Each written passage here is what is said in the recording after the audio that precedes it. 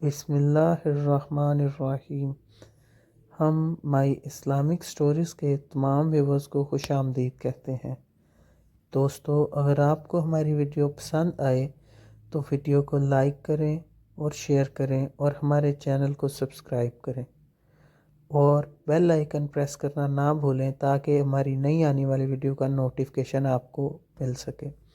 حضرت ابوبکر صدیق رضی اللہ عنہ کی نصیحت کا واقعہ۔ حضرت عبد الرحمن بن عبداللہ بن ثابت رحمۃ اللہ علیہ سے مروی ہے کہ جب حضرت ابوبکر صدیق رضی اللہ عنہ کی وفات کا وقت قریب آیا تو حضرت عمر فاروق رضی اللہ عنہ کو بلوایا اور ان سے فرمایا، اے عمر، اللہ سے ڈرتے رہو اور یقین رکھو کہ اللہ تعالیٰ کے لیے ایک عمل دن کا ہے جسے وہ رات کو قبول نہیں فرماتا، اور ایک عمل رات میں ہے جسے وہ دن میں قبول نہیں فرماتا،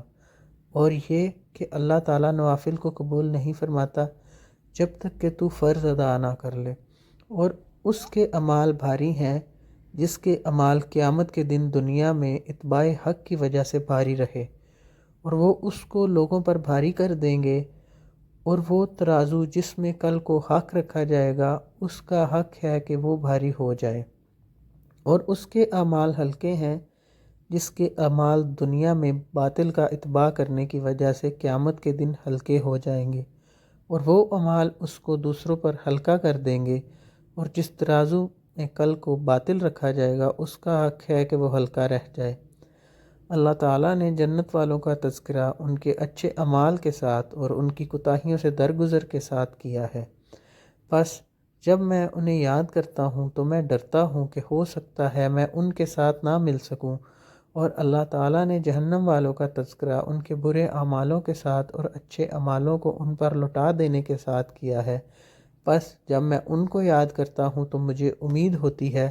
کہ میں ایسے لوگوں کے ساتھ نہیں ہوں گا، تاکہ بندہ امید بھی رکھے اور خوف بھی، نہ تو اللہ تعالیٰ پر تمنائیں رکھے اور نہ ہی اس کی رحمت سے مایوس ہو جائے۔ بس اگر آپ نے یہ یاد رکھا تو آپ کے لیے موت سے زیادہ محبوب کوئی نہ ہوگا، اور وہ تیرے پاس آنے ہی والی ہے، اور اگر آپ نے میری وصیت کو ضائع کر دیا تو آپ کے نزدیک کوئی پوشیدہ چیز موت سے زیادہ ناپسندیدہ نہیں ہوگی، اور آپ اس سے عاجز نہیں۔